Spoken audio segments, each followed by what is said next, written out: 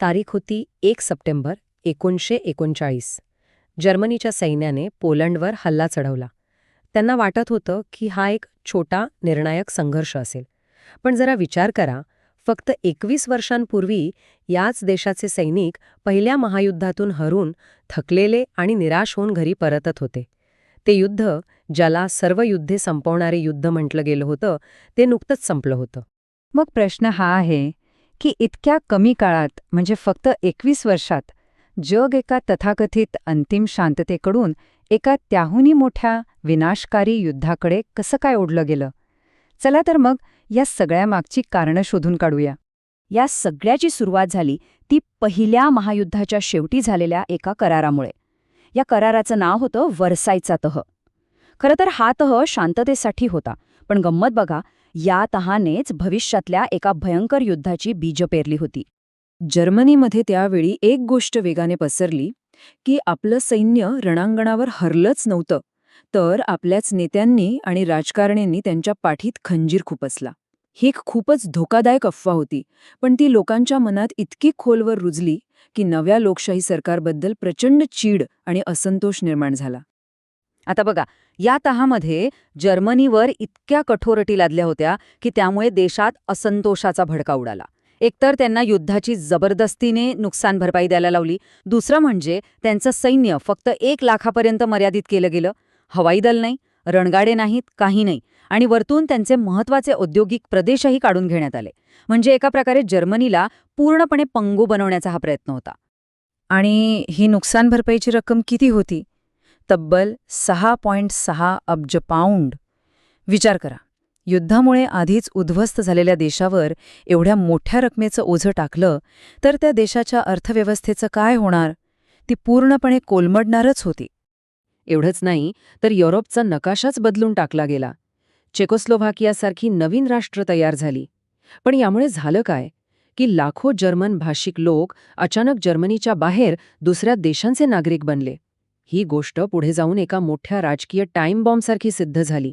या सगळ्या गोंधळात एक आशेचा किरण होता, राष्ट्रसंघ, म्हणजेच लीग ऑफ नेशन्स. कल्पना खूप छान होती की आता जगातले सगळे वाद युद्धाने नाही तर चर्चेने मिटवले जातील. पण प्रॉब्लेम असा झाला की ज्या अमेरिकेचे अध्यक्ष विल्सन यांनी ही कल्पना मांडली, त्याच अमेरिकेने यात सामील व्हायला नकार दिला. त्यामुळे हा संघ सुरुवातीपासूनच खूप कमकुवत राहिला. तर एकीकडे शांततेचा पायाच मुळात डळमळीत होता आणि त्यातच भर पडली ती जागतिक आर्थिक संकटाची.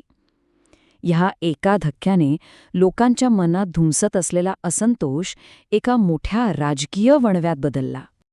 जर्मनीची अर्थव्यवस्था तर आधीपासूनच हेलकावे खात होती.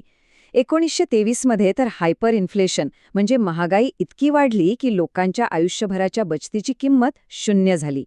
परिस्थिती इतकी वाईट होती की एक ब्रेड विकत घ्यायला लोकांना पिशवी भरून नोटा घेऊन जाव्या लागत होत्या. साहजिकच लोकांचा व्यवस्थेवरचा विश्वासच उडाला. आणि मग 1929 साली अमेरिकेत शेअर बाजार कोसळला आणि जगभर महामंदी आली. याचा जर्मनीला प्रचंड मोठा फटका बसला. बेरोजगारी इतकी वाढली की 1932 पर्यंत तब्बल 60 लाखांपेक्षा जास्त लोक बेरोजगार होते. विचार करा, सगळीकडे निराशा आणि हताशा पसरली होती.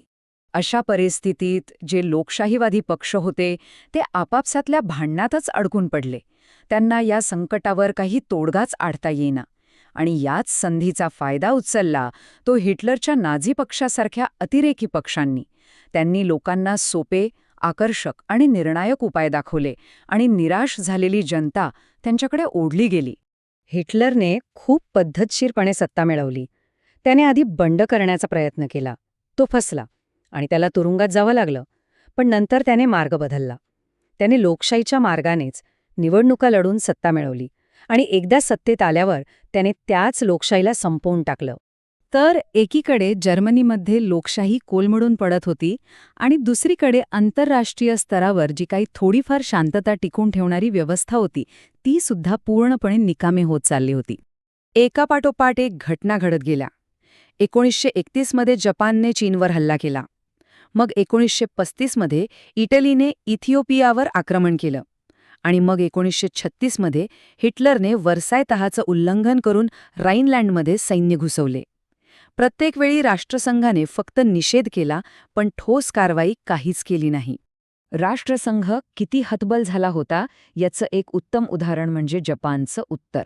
जेव्हा राष्ट्रसंघाने त्यांच्या आक्रमणाचा निषेध केला तेव्हा जपानने स्पष्टपणे सांगितले की आम्हाला तुमचा अहवाल मान्य नाही आणि ते संघातून बाहेर पडले. म्हणजे आंतरराष्ट्रीय कायद्याला आता काहीच किंमत उरली नव्हती. या काळात दोन्ही बाजूंच्या विचारसरणीत जमीन आसमानाचा फरक होता. एकीकडे जर्मनी आणि इटलीसारखी हुकुमशाही राष्ट्र युद्धाची तयारी करत होती, नवनवीन शस्त्र बनवत होती, तर दुसरीकडे ब्रिटन आणि फ्रान्ससारखी लोकशाही राष्ट्र पहिल्या महायुद्धाच्या आठवणींनी इतकी घाबरलेली होती की ती फक्त बचावात्मक पवित्रा घेऊन बसली होती. स्पेनमध्ये जे गृहयुद्ध झालं ते तर येणाऱ्या महायुद्धाची एक प्रकारे रंगीत तालीमच होती. जर्मनी आणि इटलीनं उघडपणे राष्ट्रवादी गटाला मदत केली, आपली नवीन शस्त्र आणि युद्धनीती तिथेच वापरून बघितली. आणि बाकीच्या लोकशाही राष्ट्रांनी काय केलं? त्यांनी अहस्तक्षेप धोरण स्वीकारलं, म्हणजे आम्ही यात पडणार नाही. यातून हुकुमशाहांना कळलं की त्यांना रोखणारं कोणीच नाही. आणि मग घटनाचक्र खूप वेगाने फिरू लागलं. शेवटच्या काही वर्षांतर मुत्सद्देगिरी, चर्चा या गोष्टी मागे पडल्या आणि त्यांची जागा थेट धमक्या आणि लष्करी आक्रमणाने घेतली. हिटलरने एकापाठोपाठ एक देश गिळायला सुरुवात केली. प्रत्येक वेळी त्याला कोणीही विरोधच केला नाही, त्यामुळे तो आणखी धाडसी बनत गेला.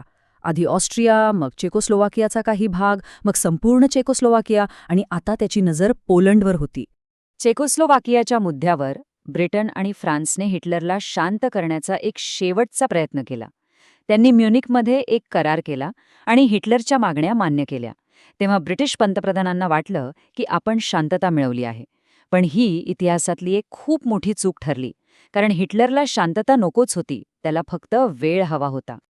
आणि मग तो क्षण आला ज्याने सगळ्या जगाला धक्का दिला. वैचारिकदृष्ट्या एकमेकांचे कट्टर शत्रू असलेले नाझी जर्मनी आणि सोव्हिएत युनियन यांनी अचानक एकत्र येऊन एका करारावर सही केली. हा एक धक्कादायक विश्वासघात होता, ज्यामुळे हिटलरला पोलंडवर हल्ला करायला मोकळं रान मिळालं. या करारात काही गुप्त गोष्टीही होत्या. दोघांनी मिळून पोलंडची आपापसात वाटणी करायचं ठरवलं होतं. या कराराने पोलंडचं आणि इतर लहान राष्ट्रांचं भवितव्य पक्क केलं.